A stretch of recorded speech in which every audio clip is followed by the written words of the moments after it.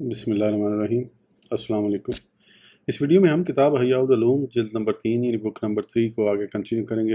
اس سے پہلے اگر آپ نے سبسکرائب نہیں کیا تو سبسکرائب کر لیں اور بیل آئیکن پریس کر دیں۔ تو شروع کرتے ہیں۔ عاشق اکبر کا ایمان۔ اس حدیث پاک سے لوگوں کے ایمان کا فرق ظاہر ہوتا ہے۔ نیز حدیث پاک میں اس طرح کا مفہوم بھی ملتا ہے کہ اگر ابوبکر صدیق کے ایمان کا وزن انبیاء و مرسلین علیہ السلام کے علاوہ تمام لوگوں کے ایمان سے کیا جائے تو ابوبکر کے ایمان کا پلڑا بھاری ہو۔ امیر المومنین حضرت سیدنا ابوبکر صدیق رضی اللہ عنہ کے ایمان کی مثال قائل کے اس قول کی طرح ہے۔ اگر سورج کی روشنی سے چراغوں کی روشنی کا وزن کیا جائے تو سورج کی روشنی زیادہ ہوگی، لہذا عام لوگوں میں کچھ کا نور ایمان چراغوں کی مثل ہے، کچھ کا شمع کی مثل، صدیقین کا چاند ستاروں کی مثل ہے، اور انبیاء کرام علیہ السلام کا نور ایمان سورج کی طرح روشن ہے۔ جس طرح سورج کی روشنی میں دنیا کی وسعت کے باوجود اس کی ہر شے روشن ہوتی ہے اور چراغ کی روشنی میں صرف گھر کا ایک حصہ روشن ہوتا ہے، اسی طرح معرفت الہی و ایمان کے سبب سینے روشن ہونے اور عارفین کے دلوں پر غیبی اسرار منکشف ہونے کے بھی مختلف درجے ہیں۔ چنانچہ حدیث پاک میں ہے کہ بروز قیامت ندا کی جائے گی کہ جس کے دل میں مسکال برابر، نصف مسکال، چوتھائی مسکال یا ذرے برابر بھی ایمان ہو اسے جہنم سے نکال دیا جائے۔ اس حدیث پاک سے جہاں یہ معلوم ہوا کہ ایمان کے مختلف درجات ہیں، وہیں یہ بھی معلوم ہوا کہ ایمان کی اتنی مقدار دخول جہنم سے مانے نہیں، اور اسی حدیث پاک میں اس بات کی طرف بھی اشارہ ہے کہ جس شخص کا ایمان مسکال سے زیادہ ہوگا وہ جہنم میں داخلے سے محفوظ رہے گا، کیونکہ اگر وہ بھی داخل ہوتا تو حدیث میں ابتداً اس کا ذکر کیا جاتا۔ نیز یہ بھی معلوم ہوا کہ جس کے دل میں ذرہ برابر ایمان ہو وہ اگر جہنم میں داخل ہو بھی جائے تو ہمیشہ اس میں نہیں رہے گا۔ ایک روایت میں ہے کہ حضور نبی پاک صلی اللہ تعالیٰ علیہ وآلہ وسلم نے ارشاد فرمایا، لیس شیء خیر من الف مثلہ الا الانسان المؤمن، یعنی مومن کے علاوہ کوئی شے ایسی نہیں جو اپنی مثل ہزار اشیاء سے بہتر ہو۔ اس حدیث شریف میں اللہ عز و جل کی معرفت رکھنے والے اور کامل یقین رکھنے والے شخص کے دل کی فضیلت کی طرف اشارہ ہے، کیونکہ اس کا دل عوام کے ہزار دلوں سے افضل ہے۔ نیز اللہ عز و جل ارشاد فرماتا ہے، وَأَنْتُمُ الْأَعْلَوْنَ إِن كُنتُم مُؤْمِنِينَ، سورہ آل عمران، ترجمہ، تمہیں غالب آؤ گے اگر ایمان رکھتے ہو۔ اس آیت مبارکہ میں مومنین کی مسلمانوں پر فضیلت بیان کی گئی ہے، اور یہاں مومن سے عارف اللہ عز و جل کی معرفت رکھنے والا شخص مراد ہے، مقلد یعنی غیر عارف مراد نہیں کہ اس کے دل میں معرفت الہی پختہ نہیں ہوتی۔ 700 درجے بلندی۔ اللہ عز و جل ارشاد فرماتا ہے، یرفع اللہ الذین آمنوا منکم والذین اوتوا العلم درجات، سورہ المجادلہ، ترجمہ، اللہ تمہارے ایمان والوں کے اور ان کے جن کو علم دیا گیا درجے بلند فرمائے گا۔ یہاں ایمان والوں سے مراد وہ لوگ ہیں جنہوں نے تقلید کرتے ہوئے بغیر علم کے تصدیق کی، اور انہیں علم والوں سے علیحدہ ذکر کرنے میں اس بات پر دلالت ہے کہ لفظ مومن مقلد پر بھی بولا جاتا ہے، اگرچہ اس کی تصدیق بصیرت اور کشف کی بنیاد پر نہیں ہوتی۔ حضرت سیدنا عبداللہ بن عباس رضی اللہ عنہ نے والذین اوتوا العلم درجات کی تفسیر میں فرمایا، اللہ عز و جل عالم کو مومن کے مقابلے میں 700 درجے بلندی عطا فرمائے گا، اور ہر دو درجوں کے درمیان زمین و آسمان کے درمیان جتنا فاصلہ ہوگا۔ اکثر اہل جنت بھولے بھالے لوگ ہوں گے۔ حضور نبی پاک صلی اللہ تعالیٰ علیہ وآلہ وسلم نے ارشاد فرمایا، اکثر اہل جنت البلہ و الیون لذوی الالباب، یعنی اکثر اہل جنت بھولے بھالے ہوں گے، اور الیون یعنی جنت کا اعلیٰ مقام عقل والوں کے لیے ہے۔ عالم کا مقام و مرتبہ۔ حضور نبی اکرم صلی اللہ تعالیٰ علیہ وآلہ وسلم نے ارشاد فرمایا، فضل العالم علی العابد کفضلی علی ادنی رجل من اصحابی، یعنی عالم کی فضیلت عابد پر ایسی ہے جس طرح میری فضیلت میرے ادنا صحابی پر۔ ایک روایت میں ہے، کفضل القمر لیلۃ البدر علی سائر الکواکب، یعنی جیسے 14ویں کے چاند کی فضیلت تمام ستاروں پر۔ ان دلائل سے تمہارے سامنے یہ بات واضح ہو گئی ہوگی کہ اہل جنت کے درجات کا یہ فرق ان کے قلوب و معارف کے تفاوت کی وجہ سے ہے، اور اسی وجہ سے قیامت کے دن کو خسارے کا دن کہتے ہیں۔ رحمت الہی سے محرومی بہت بڑا خسارہ ہے۔ یقیناً رحمت الہی سے محرومی بہت بڑا خسارہ ہے، اور کل قیامت میں جس کا درجہ کم ہوگا وہ اپنے درجے سے اوپر کئی درجات دیکھے گا تو اس کا ان کی طرف دیکھنا ایسے ہی ہوگا جیسے 10 درہم کے مالک کا اس شخص کو دیکھنا جو مشرق سے مغرب تک زمین کا مالک ہے، حالانکہ مالدار دونوں ہیں مگر دونوں کے درمیان فرق بہت زیادہ ہے۔ تو جس کا حصہ کم ہوگا وہ شخص کس قدر خسارے میں ہے۔ اللہ عز و جل ارشاد فرماتا ہے وَلَلْآخِرَةُ أَكْبَرُ دَرَجَاتٍ وَأَكْبَرُ تَفْضِيلًا، سورہ بنی اسرائیل۔ ترجمہ، اور بے شک آخرت درجوں میں سب سے بڑی اور افضل میں سب سے اعلیٰ۔ تیسری فصل، بغیر سیکھے معرفت حاصل کرنے میں صوفیہ کا طریقہ درست ہونے پر شرعی دلائل۔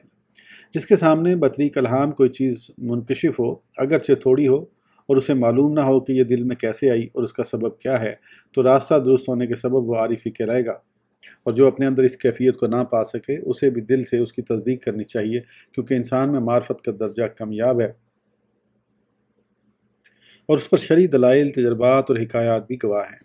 شرعی دلائل، اللہ عز و جل ارشاد فرماتا ہے وَالَّذِينَ جَاهَدُوا فِينَا لَنَهْدِيَنَّهُمْ سُبُلَنَا، سورہ العنکبوت۔ ترجمہ، اور جنہوں نے ہماری راہ میں کوشش کی، ضرور ہم انہیں اپنے راستے دکھا دیں گے۔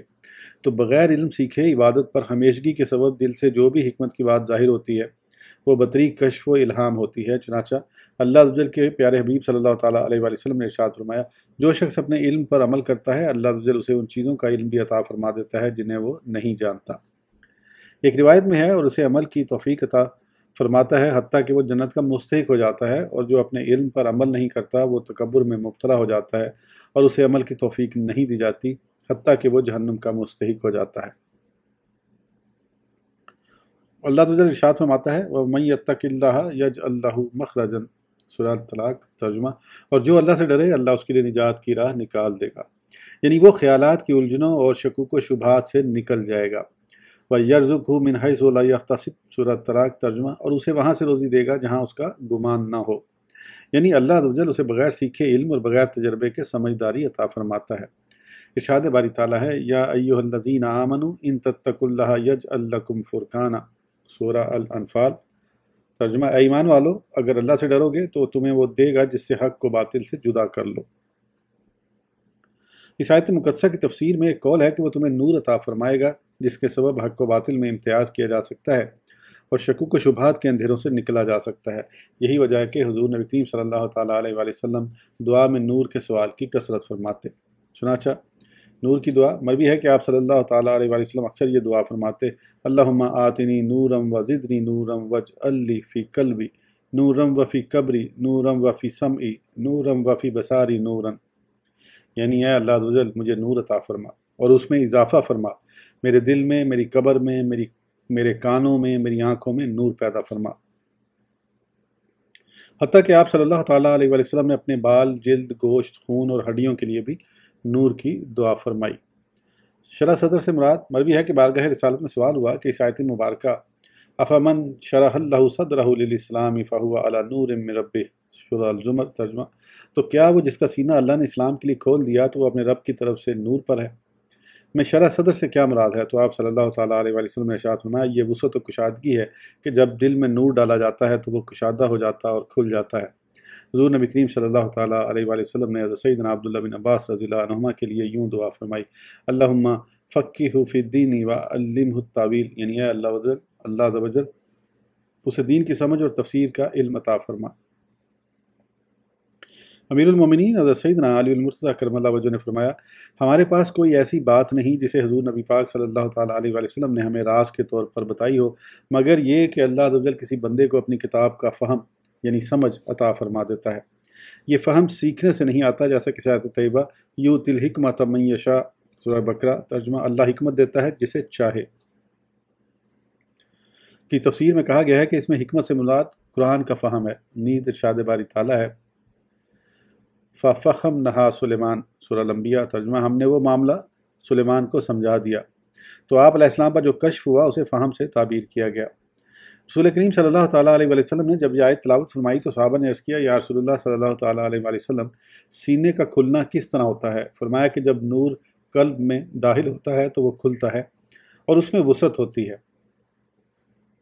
صحابہ نے عرض کیا، اس کی کیا علامت ہے؟ فرمایا دار الخلود یعنی ہمیشگی کے گھر یعنی آخرت کی طرف متوجہ ہونا، اور دار الغرور یعنی دنیا سے دور رہنا، اور موت کے لیے اس کے آنے سے قبل آمادہ یعنی تیار ہونا۔ مومن اللہ عز و جل کے نور سے دیکھتا ہے۔ حضرت سیدنا ابو درداء رضی اللہ عنہ فرماتے ہیں، مومن اللہ عز و جل کے نور کی مدد سے باریک پردے کے پیچھے غیب کو دیکھ لیتا ہے، بخدا جو بات اللہ عز و جل ان کے دلوں میں ڈالتا اور زبانوں پر جاری فرماتا ہے وہ ضرور حق ہے، ایک بزرگ فرماتے ہیں مومن کا گمان کہانت ہے، یعنی مومن کا گمان درست واقع ہونے میں گویا جادو ہے۔ حضور نبی اکرم صلی اللہ تعالیٰ علیہ وسلم نے ارشاد فرمایا اتقوا فراست المؤمن فإنہ ينظر بنور اللہ تعالی، یعنی مومن کی فراست سے ڈرو اس لیے کہ وہ اللہ عز و جل کے نور سے دیکھتا ہے۔ قرآن پاک کی درجہ ذیل 2 آیتوں میں اسی جانب اشارہ ہے۔ ان فی ذالک لآیات للمتوسمین، سورہ الحجر، ترجمہ، بے شک اس میں نشانیاں ہیں فراست والوں کے لیے۔ قد بین الآیات لقوم یوقنون، سورہ بقرہ، ترجمہ، بے شک ہم نے نشانیاں کھول دیں یقین والوں کے لیے۔ اب اس معاملے کی تفصیل اللہ عز و جل ارشاد فرماتا ہے وَدَاوُدَ وَسُلَيْمَانَ إِذْ يَحْكُمَانِ فِي الْحَرْثِ إِذْ نَفَشَتْ فِيهِ غَنَامُ الْقَوْمِ، سورہ الانبیاء، ترجمہ، اور داؤد اور سلیمان کو یاد کرو جب کھیتی کا ایک جھگڑا چکاتے یعنی فیصلہ کرتے تھے، جب رات کو اس میں کچھ لوگوں کی بکریاں چھوٹیں۔ اس معاملے کی تفصیل خزائن العرفان میں یوں بیان کی گئی ہے۔ یہ مقدمہ حضرت داؤد علیہ السلام کے سامنے پیش ہوا، آپ نے تجویز کی کہ بکریاں کھیتی والے کو دے دی جائیں۔ بکریوں کی قیمت کھیتی کے نقصان کے برابر تھی۔ حضرت سلیمان علیہ السلام کے سامنے جب یہ معاملہ پیش ہوا تو آپ نے فرمایا کہ فریقین کے لیے اس سے زیادہ آسانی کی شکل بھی ہو سکتی ہے۔ اس وقت حضرت کی عمر شریف 11 سال کی تھی۔ حضرت داؤد علیہ السلام نے آپ پر لازم کیا کہ وہ صورت بیان فرمائیں۔ حضرت سلیمان علیہ السلام نے یہ تجویز پیش کی کہ بکری والا کاشت کرے اور جب تک کھیتی اس حالت کو پہنچے جس حالت میں بکریوں نے کھائی ہے، اس وقت تک کھیتی والا بکریوں کے دودھ وغیرہ سے نفع اٹھائے، اور کھیتی اس حالت پر پہنچ جانے کے بعد کھیتی والے کو کھیتی دے جائے، بکری والے کو اس کی بکریاں واپس کر دی جائیں۔ یہ تجویز حضرت داؤد علیہ السلام نے پسند فرمائی۔ اس معاملے میں یہ دونوں حکم اجتہادی تھے اور اس شریعت کے مطابق تھے۔ ہماری شریعت میں حکم یہ ہے کہ اگر چرانے والا ساتھ نہ ہو تو جانور جو نقصانات کرے اس کا ضمان لازم نہیں۔ مجاہد کا قول ہے کہ حضرت داؤد علیہ السلام نے جو فیصلہ کیا تھا وہ اس مسئلے کا حکم تھا، اور حضرت سلیمان علیہ السلام نے جو تجویز فرمائی یہ صورت صلح تھی۔ علم باطن ہی علم نافع ہے۔ حضرت سیدنا حسن بصری علیہ رحمہ سے مروی ہے کہ حضور صلی اللہ تعالیٰ علیہ وسلم نے ارشاد فرمایا العلم علمان فعلم باطن فی القلب فذلک هو العلم النافع، یعنی علم کی 2 قسمیں ہیں، باطنی علم دل میں ہوتا ہے اور یہی علم نافع ہے۔ کسی عالم سے علم باطن کے بارے میں پوچھا گیا تو انہوں نے فرمایا یہ اللہ عز و جل کے رازوں میں سے ایک راز ہے جسے اللہ عز و جل اپنے محبوب بندوں کے دلوں میں ڈالتا ہے اور اس پر کسی فرشتے اور بشر کو مطلع نہیں کرتا۔ حضور نبی کریم صلی اللہ تعالیٰ علیہ وسلم نے ارشاد فرمایا بے شک میری امت میں کچھ لوگ محدثین، معلمین اور مکلمین یعنی صاحب کشف و الہام اور توفیق یافتہ ہیں، اور عمر کا شمار بھی انہی میں ہوتا ہے۔ حضرت سیدنا عبداللہ بن عباس رضی اللہ تعالیٰ عنہما کی قرأت میں سورہ حج کی آیت نمبر 52 اس طرح ہے وَمَا أَرْسَلْنَا مِن قَبْلِكَ مِن رَسُولٍ وَلَا نَبِيٍّ وَلَا مُحَدَّثٍ، ترجمہ، اور ہم نے تم سے پہلے جتنے رسول یا نبی یا محدث بھیجے، یعنی آپ رضی اللہ تعالیٰ عنہ کی قرأت میں لفظ محدث کا اضافہ ہے۔ محدث سے مراد ملہم ہے، اور ملہم وہ شخص ہے جس کے دل پر داخلی جہد سے کوئی بات منکشف ہو، نہ کہ خارجی محسوسات کی جہد سے۔ ہدایت اور کشف کی چابی، قرآن پاک میں اس بات کی صراحت ہے کہ تقوی ہدایت و کشف کی چابی ہے، اور یہ بغیر سیکھے حاصل ہوتا ہے۔ اللہ عز و جل ارشاد فرماتا ہے وَمَا خَلَقَ اللَّهُ فِي السَّمَاوَاتِ وَالْأَرْضِ لَآيَاتٍ لِقَوْمٍ يَتَّقُونَ، سورہ یونس، ترجمہ، اور جو کچھ اللہ نے آسمانوں اور زمین میں پیدا کیا ان میں نشانیاں ہیں ڈر والوں کے لیے، تو ان نشانیوں کو متقین کے ساتھ خاص کیا۔ ارشاد باری تعالیٰ ہے ھذا بیان للناس وہدی وموعظۃ للمتقین، سورہ آل عمران، ترجمہ، یہ لوگوں کو بتانا اور راہ دکھانا اور پرہیزگاروں کو نصیحت ہے۔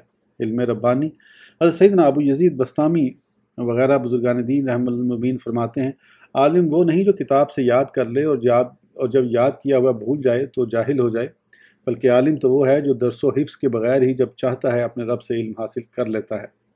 یہی علم ربانی ہے، اور اس فرمان باری تعالیٰ میں اسی طرف اشارہ ہے وَعَلَّمْنَهُ مِن لَدُنَّا عِلْمًا، سورہ کہف، ترجمہ، اور اسے اپنا علم لدنی عطا کیا۔ علم لدنی کی تعریف، یوں تو ہر علم رب عز و جل کی طرف سے ملتا ہے، لیکن بعض علوم مخلوق کے سکھانے سے حاصل ہوتے ہیں، اور ایسے علم کو علم لدنی نہیں کہتے، بلکہ علم لدنی تو وہ ہوتا ہے جس کا ظہور کسی خارجی معروف سبب کے بغیر ہی قلب پر ہو جاتا ہے۔ یہ نقلی دلائل تھے، اور اس بارے میں وارد تمام آیات و احادیث و آثار جمع کیے جائیں تو بے شمار ہو جائیں۔ جہاں تک تجربات کے ذریعے اس علم لدنی کے مشاہدے کا تعلق ہے تو انہیں بھی شمار نہیں کیا جا سکتا، اور اس علم لدنی کا ظہور صحابہ، تابعین اور ان کے بعد کے حضرات پر ہوا۔ چنانچہ سیدنا صدیق اکبر رضی اللہ عنہ کی کرامت، امیر المومنین حضرت سیدنا ابوبکر صدیق رضی اللہ عنہ نے وصال کے وقت اپنی صاحبزادی ام المومنین حضرت سیدتنا عائشہ صدیقہ رضی اللہ عنہ سے فرمایا تمہارے 2 بھائی اور 2 بہنیں ہیں۔ آپ رضی اللہ تعالیٰ عنہ کی زوجہ محترمہ اس وقت حاملہ تھی، چنانچہ ان کے ہاں بیٹی کی ولادت ہوئی تو حضرت سیدنا ابوبکر صدیق رضی اللہ تعالیٰ عنہ نے ولادت سے پہلے ہی جان لیا تھا کہ بیٹی پیدا ہوگی۔ سیدنا فاروق اعظم رضی اللہ عنہ کی کرامت امیر المومنین حضرت سیدنا عمر فاروق اعظم رضی اللہ تعالیٰ عنہ نے دوران خطبہ فرمایا یا ساریۃ الجبل، یعنی اے ساریہ پہاڑ کی طرف چلے جاؤ، کیونکہ آپ پر یہ منکشف ہو چکا تھا کہ دشمن پہاڑ کی جانب سے ان پر حملہ کرنے والا ہے۔ تو اپنی اس معرفت کی بنیاد پر آپ رضی اللہ تعالیٰ عنہ نے انہیں خبردار کیا، پھر آپ رضی اللہ تعالیٰ عنہ کی آواز کا ان تک پہنچنا عظیم کرامات میں سے ہے۔ حکایت مومنانہ بصیرت اور سچی فراست۔ حضرت سیدنا انس بن مالک رضی اللہ عنہ بیان کرتے ہیں میں خلیفہ سوم امیر المومنین حضرت سیدنا عثمان غنی رضی اللہ عنہ کی خدمت میں جا رہا تھا کہ راستے میں مجھے ایک عورت ملی۔ میں نے ترچھی نظر سے بڑے انہماک کے ساتھ اسے دیکھا۔ جب میں امیر المومنین رضی اللہ عنہ کی خدمت میں حاضر ہوا تو انہوں نے فرمایا تم میں سے کوئی میرے پاس اس حالت میں آتا ہے کہ زنا کا اثر اس کی آنکھوں میں ظاہر ہوتا ہے، کیا تم نہیں جانتے کہ آنکھوں کا زنا دیکھنا ہے؟ توبہ کرو ورنہ میں تمہیں سزا دوں گا۔ میں نے عرض کی کیا پیارے مصطفیٰ صلی اللہ تعالیٰ علیہ وآلہ وسلم کے بعد بھی وحی کا سلسلہ جاری ہے؟ تو آپ رضی اللہ تعالیٰ نے فرمایا نہیں، بلکہ یہ بصیرت، برہان اور سچی فراست ہے۔ حکایت دل میں آنے والے خیال کو جان لیا۔ حضرت سیدنا ابو سعید خراز علیہ رحمہ بیان کرتے ہیں میں نے مسجد حرام میں پھٹے پرانے کپڑوں میں ملبوس ایک فقیر کو دیکھ کر دل میں کہا یہ اور اس جیسے دیگر لوگ بنی نوع انسان پر بوجھ ہیں۔ اتنے میں اس فقیر نے مجھے آواز دے کر یہ آیت مقدسہ پڑھی وَاعْلَمُوا أَنَّ اللَّهَ يَعْلَمُ مَا فِي أَنفُسِكُمْ فَاحْذَرُوا، سورہ بقرہ ترجمہ، اور جان لو کہ اللہ تمہارے دل کی جانتا ہے تو اس سے ڈرو۔ میں نے دل ہی دل میں اللہ تعالی سے توبہ کی۔ اس نے پھر مجھے پکارتے ہوئے یہ آیت مبارکہ پڑھی وَهُوَ الَّذِي يَقْبَلُ التَّوْبَةَ عَنْ عِبَادِهِ، سورہ شورى ترجمہ، اور وہی ہے جو اپنے بندوں کی توبہ قبول فرماتا ہے۔ پھر وہ میری نظروں سے غائب ہو گیا اور دوبارہ مجھے نظر نہ آیا۔ حکایت اللہ تعالی کی پوشیدہ لطف و عنایات۔ حضرت سیدنا زکریا بن داؤد رحمۃ اللہ تعالیٰ علیہ بیان کرتے ہیں حضرت سیدنا ابو العباس احمد بن مسروق رحمۃ اللہ علیہ حضرت سیدنا ابو الفضل ہاشمی علیہ رحمہ کی عیادت کے لیے گئے۔